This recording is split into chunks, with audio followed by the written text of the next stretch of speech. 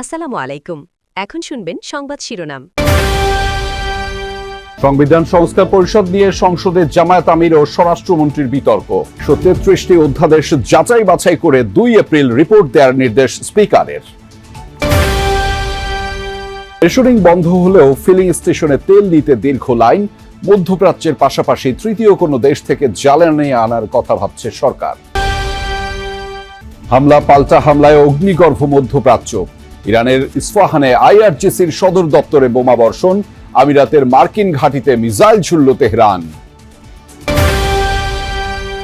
পর্দা নামছে অমর একুশে বইমেলার। গবেষণা গ্রন্থে শহীদ মুনীর চৌধুরী স্মৃতি পুরস্কার পেলেন। এতক্ষণ শুনছিলেন সংবাদ শিরোনাম, এখন শুনবেন বিস্তারিত সংবাদের আগে আমাদের যমুনা 24 টিভি চ্যানেলটিকে সাবস্ক্রাইব বা ফলো করে আমাদের সাথে থাকুন আর কমেন্ট করে জানান আপনি কোথা থেকে সংবাদ শুনছেন। সংবিধান সংস্কার পরিষদ ইস্যুতে আজ উত্তপ্ত হয়ে ওঠে সংসদ অধিবেশন। পয়েন্ট অব অর্ডারে বারবার এ নিয়ে বক্তব্য উপস্থাপন করেন বিরোধী দলীয় সংসদ সদস্যরা। জবাবে স্বরাষ্ট্রমন্ত্রী বলেন, রাষ্ট্রপতির সংবিধান সংস্কার পরিষদের অধিবেশন ডাকার বৈধ কোনো ভিত্তি নেই। জুলাই জাতীয় সনদ বাস্তবায়ন আদেশকে আরোপিত আদেশ হিসেবেও উল্লেখ করেন তিনি। এ নিয়ে পাল্টাপাল্টি বক্তব্যে সংসদে উত্তাপ ছড়ায়। তার কারণে একটা বিষয় আলোচনায় যাওয়ার আগেই উত্থাপন করা খুব জরুরি মনে করছি। প্রথম অধিবেশনের দ্বিতীয় দিন কর্মসূচি শুরু হওয়ার কথা প্রশ্ন উত্তর পর্ব দিয়ে, কিন্তু তার আগেই স্পিকারের কাছে ফ্লোর নিয়ে জুলাই সনদ বাস্তবায়ন এবং সংবিধান সংস্কার পরিষদের বিষয়ে কথা বলতে চান বিরোধী দলীয় নেতা ডাক্তার শফিকুর রহমান। একই দিনে দুটি ভোট অনুষ্ঠিত হয়েছে, একটি সংসদ নির্বাচন আর একটা গণভোট। তবে নিজ সুযোগের বাইরে প্রশ্ন উপস্থাপন করায় সেই সময় ডাক্তার শফিকুর রহমানকে থামিয়ে দেন speaker. Please listen to me. এই ফ্লোরটা আজকের দিনের মধ্যে যদি দেন, আমি এখন কথা বলতে চাই না। এটা হলো যে যখন প্রশ্নোত্তর শেষ হবে তখনই এটা উত্থাপন করার জন্য সময়। যখন প্রশ্নোত্তর শেষ হবে তখন আপনি দাঁড়াবেন, আপনাকে ফ্লোর দেবো। পরে জনগুরুত্বপূর্ণ নোটিশ নিষ্পত্তি নিয়ে সংসদ সদস্যদের বক্তব্যের সময় আবারও ফ্লোর নেন বিরোধী দলীয় নেতা। ভোটের ফলাফলের গেজেট প্রকাশের 30 দিনের মধ্যে সংবিধান সংস্কার পরিষদের সভা আহ্বান না করায় উদ্বেগ প্রকাশ করেন তিনি।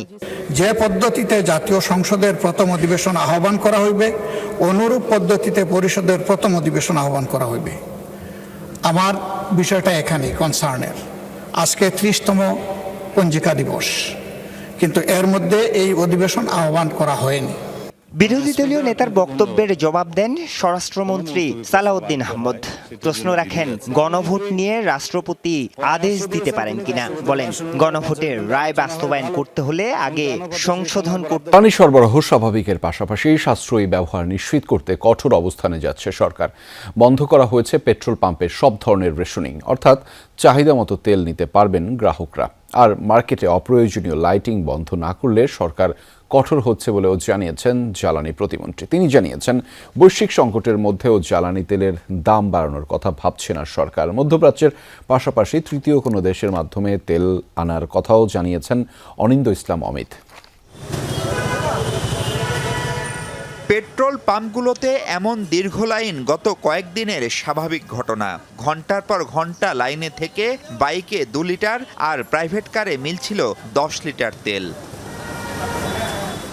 ঈদের 4-5 দিন আগে সেই সিদ্ধান্ত বাতিল করল সরকার। বলছে মূলত ঈদযাত্রা নির্বিঘ্ন করা আর জ্বালানি সরবরাহ আশানুরূপ হওয়াই এই সিদ্ধান্ত। ইতোমধ্যে কয়েকটি আমদানিকৃত তেলের জাহাজ চট্টগ্রাম বন্দরে পৌঁছেছে।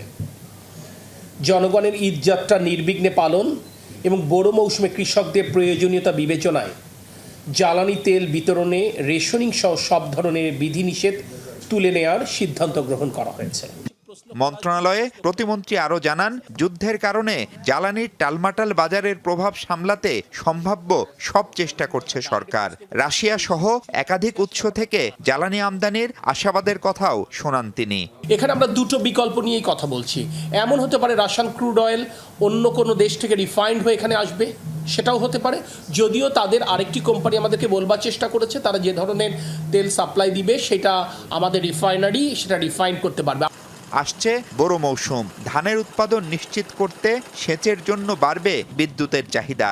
সেই সাথে গ্রীষ্মকালে এসির ব্যবহার সহ বিদ্যুতের চাহিদা বেড়ে যায় অনেকটাই। এ অবস্থায় এসি 25 ডিগ্রিতে রাখতে সবার সহযোগিতা চাই সরকার। এরই মুহুর্মুহু হামলা পাল্টা হামলায় অগ্নিগর্ভ মধ্যপ্রাচ্য। রোববার ভোরে ইরানের ইস্ফাহান শহরে তাণ্ডব চালিয়েছে যুক্তরাষ্ট্র ইসরায়েলের যৌথ বাহিনী, যাতে প্রাণ হারিয়েছেন 15 জন। মূল টার্গেট ছিল আইআরজিসির সদর দফতর। 2 সিনিয়র কমান্ডারকে হত্যার দাবি করেছে তেল আবিব। অন্যদিকে সংযুক্ত আরব আমিরাতের আল দাফরা মার্কিন ঘাঁটিতে ব্যাপক মিসাইল ও ড্রোন হামলা চালিয়েছে ইরান। টার্গেট হয়েছে ইসরায়েল সহ মধ্যপ্রাচ্যের অন্যান্য দেশের সামরিক স্থাপনা।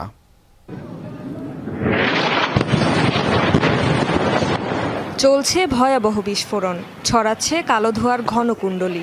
এটি ইস্ফাহানের শাহিনশারে অবস্থিত আইআরজিসির হেডকোয়ার্টার।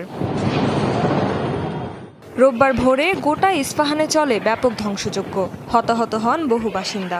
এছাড়াও রাজধানী তেহরান সহ বিভিন্ন স্থানে চলে আগ্রাসন। আল জাজিরার তথ্য মতে চলমান যুদ্ধে ইরানের 200-র বেশি শহরে হামলা চালিয়েছে যুক্তরাষ্ট্র ইসরায়েলের যৌথ বাহিনী। শনিবার ওয়াশিংটন জানায়, খার্ক দ্বীপে ব্যাপক হামলার শিকার হয়েছে ইরানের 90টির বেশি সামরিক স্থাপনা। তেহরানও দিচ্ছে না এক চুল ছাড়। ইসরায়েলের রাজধানী তেল আবিব ছাড়াও নানা স্থানে মিসাইল ছুটছে আইআরজিসি। প্রকাশিত হয়েছে এইলাত ও নেস জিওনা শহরের ক্ষয়ক্ষতির ফুটেজ। মধ্যপ্রাচ্যের বিভিন্ন দেশেও মার্কিন ঘাঁটি ও সামরিক স্থাপনাগুলো তেহরানের লক্ষ্য। সংযুক্ত আরব আমিরাতে ব্যাপক ক্ষেপণাস্ত্র ও ড্রোন হামলার দাবি করেছে। অপেক্ষার মধ্য দিয়ে তারা যাবেন এবং তারপরেই আবারও বছর ঘুরে বইমেলা আসবে। তাই এই শেষ সময়টুকুতে সবাই মেলা প্রাঙ্গণ ঘুরে দেখছেন এবং নানা ধরনের স্মৃতি রোমন্থন করছেন। পাশাপাশি জানতে চাইছিলেন যে মনির চৌধুরী স্মৃতি পুরস্কারটি সেটির আনুষ্ঠানিকতা সম্পন্ন হয়েছে এবং সেখানে যমুনা টেলিভিশনের বার্তা সম্পাদক আমিন বাবু তিনি পুরস্কৃত হয়েছেন ঐতিহ্য প্রকাশনী থেকে তার গবেষণামূলক একটি বইয়ের জন্য। আমরা একটু কথা বলে নিতে চাই যারা এই শেষ দিনে বইমেলা প্রাঙ্গণে এসেছেন তাদের সাথে। আজকে তো মেলা শেষ, মেলা মাত্র 18 দিনের হলো, একটু সময়টা কম হয়ে গেল। হ্যাঁ, এবার আসলে নির্বাচনের জন্য সময়টা কম পিছিয়ে দেওয়া হয়েছে বইমেলা। আজকে যেহেতু শেষ এজন্য আর কি আসা। যে মেলা কতটুকু উপভোগ করলেন?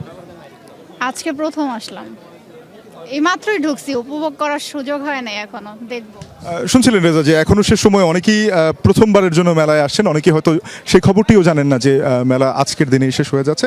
মাত্র 18 দিনে এবারে জানিয়ে রাখি যে প্রায় 2000টি নতুন বই যেমন বই মেলায় এসেছে।